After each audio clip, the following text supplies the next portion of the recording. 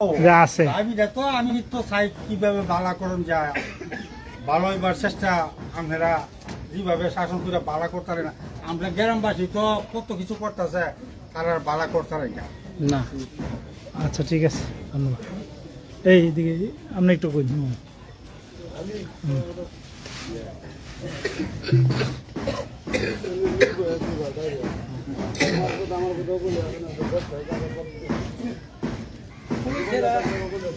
মাদক ব্যবসাটা মাদক ব্যবসাতে করতেছে কেরা করতেছে একটু বলে।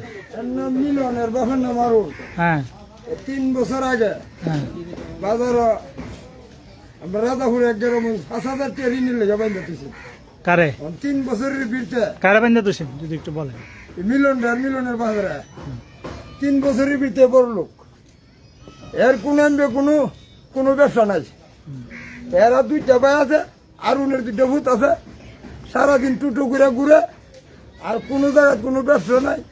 পয়সার বাহাদুরি দেখা এমএতে এইটা করে লইব এমএতে এইটা করে লইব এর ব্যবসা এইটা এছাড়া আর কোনো লোক নাই। প্রত্যন্ত গ্রামে এরকম বড় ধরনের মাদক ব্যবসায়ী গ্রামবাসী কোনো উদ্যোগ নিচ্ছেন কিনা? গ্রামবাসী কি কাতের কি কোনা কি কুচ্ছা কোনা এবেলে গ্রামের মধ্যে আরো বিভিন্ন গ্রামে এটা প্রচার করতেছে। আপনাদের দাবিটা কি সরকারের প্রতি? আমরা দাবি সে আমরা মাদক তো মুক্তি ছাত্র চাই মুক্তি। প্রশাসনের কাছে গেছেন নি ব্যাপারে? প্রশাসনে জানে প্রশাসনকে সবাই জানে সব প্রশাসনের নলেজ আমরা তো রাখছি। ধন্যবাদ। আর কেউ বলবেন যদি ব্রাহ্মণবাড়িয়া টাইমস নিউজ এখন ব্রাহ্মণবাড়িয়া সরাইল উপজেলার রাজাপুর গ্রামে আছি। আমরা মাদক নিয়ে সরাসরি আছি, জনগণের বক্তব্য শুনছি। দর্শকরা আমাদের সাথেই থাকুন। ধন্যবাদ।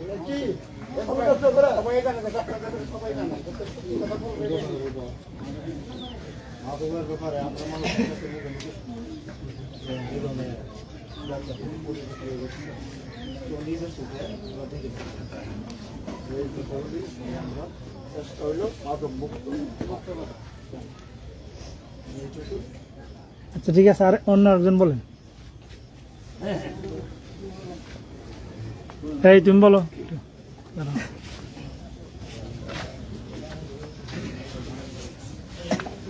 একটু পিছাও। বিসমিল্লাহির রহমানির রহিম। আমাদের গ্রামটি আজ থেকে 3 বছর আগে আমাদের এই গ্রামে মাদক বলতে কোনো শব্দ ছিল না। যেহেতু আমরা শহরের অন্তর্ভুক্ত, ব্রাহ্মণবাড়িয়া জেলার অন্তর্ভুক্ত, কিশোরগঞ্জের একদম নিকটতম বিচ্ছিন্ন এলাকা, যোগাযোগ বিচ্ছিন্ন। 3 বছরের ভিতরে আমাদের এই গ্রামের, শুধু আমাদের গ্রাম না, আমাদের পার্শ্ববর্তী গ্রামগুলোতেও ছোট ছোট বাচ্চারা, এমনকি 7-8 বছর, 12 বছর, 13 বছরের বাচ্চারা নিশা, সন্ধ্যার পরে দিনে দুপুরে নিশা খা। আমরা আপনাদের কাছে এটি আশা করি এই নিশা থেকে আমাদের গ্রামটাকে মুক্ত করা হোক, এবং যাদের নাম বলা হয়েছে ইতিপূর্বে যে ব্যবসা করে, আজ থেকে 3 বছর আগে তাদের কিচ্ছু ছিল না এই গ্রামে, তাদের ফ্যামিলি ব্যাকগ্রাউন্ড দেওয়া হোক, তারা কোন পরিবারের সন্তান, তাদের কি ছিল। এখন একটা লোকের সাথে কথা বললে বলে 5 বস্তা টাকা দিয়ে দিব, এত টাকার উৎসব দিকে আসছে। তাদের কর্ম কি, তাদের ব্যবসা কি, এগুলা খুঁজে দেখেন। এবং আমরা চাই এই গ্রামটাকে মাদক মুক্ত গ্রাম হোক, এবং আমাদের সুদূর ভবিষ্যতে শুধু আমার না, আমার এই গ্রামের প্রত্যেকটা লোকের সন্তান, ভাই, বন্ধু সব নষ্ট হয়ে যাচ্ছে। চুরির হার বাইরে যাচ্ছে, নিশাদের ছেলেদের জন্য রাত্রে ঘোরা যাচ্ছে না। এটা আপনাদের কাছে আমাদের জোরালো দাবি, সরকারের কাছে দাবি যে এই নিশা থেকে আমরা মুক্ত চাই। ধন্যবাদ। প্রশাসনের কাছে কোনো অভিযোগ করছেন কিনা? আমাদের লিখিত কোনো কমপ্লেন করা হয় নাই, মৌখিকভাবে বলা হয়েছে। লিখিত কমপ্লেন না করলে তো সমস্যা। লিখিত কমপ্লেন ইতিপূর্বে আমরা লিখিত কমপ্লেনের জন্য আমরা চেষ্টা করছি, করা হয়েছে, লিখিত কমপ্লেন করা হয়েছে। আপনি কি এদিকে আসেন? আসেন। ধন্যবাদ। লিখিত কমপ্লেনটা কোথায় করছেন, কতদিন এসে করছেন একটু বলেন।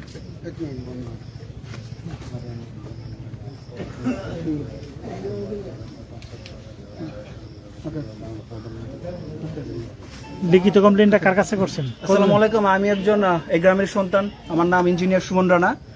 সো আজকের যে বিষয়টা, আসলে আমি একজন সমাজের সচেতন নাগরিক হিসেবে যে কথাগুলো বলতে চাচ্ছি, যে যার নামে যে মিন, যে হারুনের ছেলে মিলন, আমরা অলরেডি অনেকে বলে দিচ্ছে যে তাদের 3 বছর আগে কোনো কিছু ছিল না, অলরেডি তাদের টাকার অডেল পাহাড় হয়ে গেছে। তারা যেখানেই জমি বিক্রি করতে যায় তারা সবার আগে যায়, জমি কিনতে যায়। তো আমরা জানি এখনকার যে সিচুয়েশন, এত টাকা পয়সার এই করোনা ভাইরাসের সময় তাদের এত টাকা কিভাবে উৎস, একটাই উৎস আমরা লাস্ট কিছুদিন ধরে দেখতেছি এবং কয়েক বছর ধরে দেখতেছি যে হারুনের ছেলে মিলন সে ইয়াবা বিক্রি করে এবং বিভিন্ন ধরনের মাদক সেবনের সাথে জড়িত এবং সে এগুলো পাচারও করে।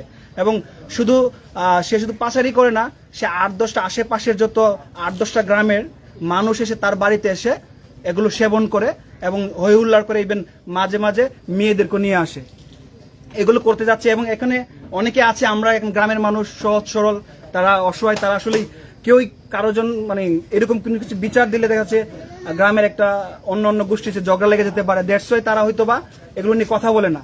কিন্তু এখনকার যে পরিস্থিতি এতই পরিমাণ বেড়ে গিয়েছে, আসলে গ্রামের ছেলেগণ পিচ্চি বাচ্চা 10 বছর থেকে শুরু করে সবাই এই মাদকের সাথে জড়িত হয়ে যাচ্ছে। কেউ স্কুলে যাচ্ছে না, কেউ কলেজে যাচ্ছে না। আমাদের যে গার্ডিয়ান গুলো আছে, পরিবারগুলো আছে, তারা এটার সাথে অসহায় হয়ে যাচ্ছে।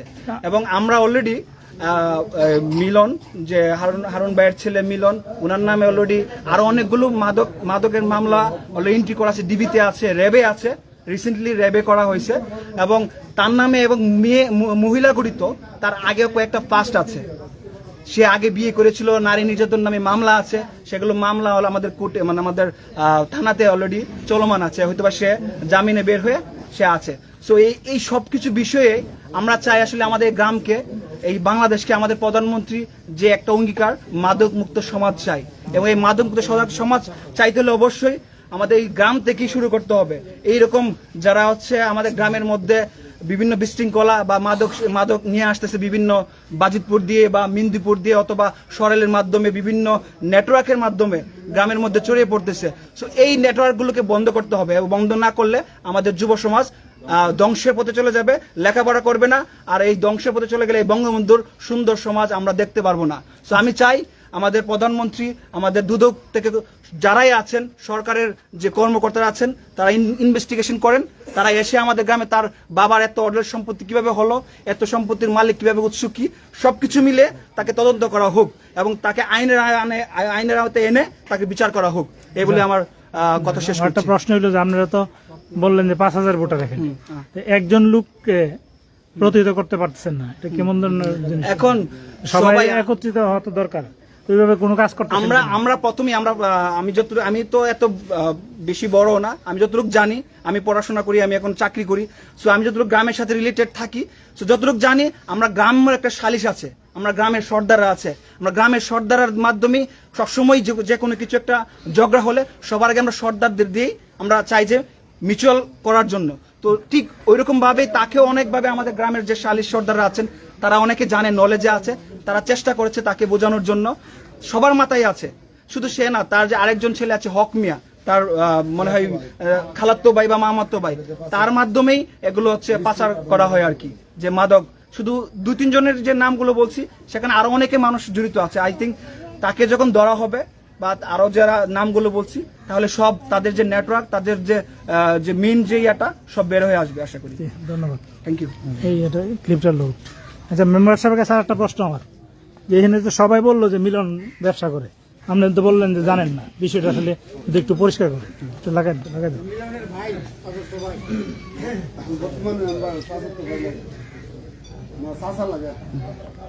তুমি লাগাই দাও না,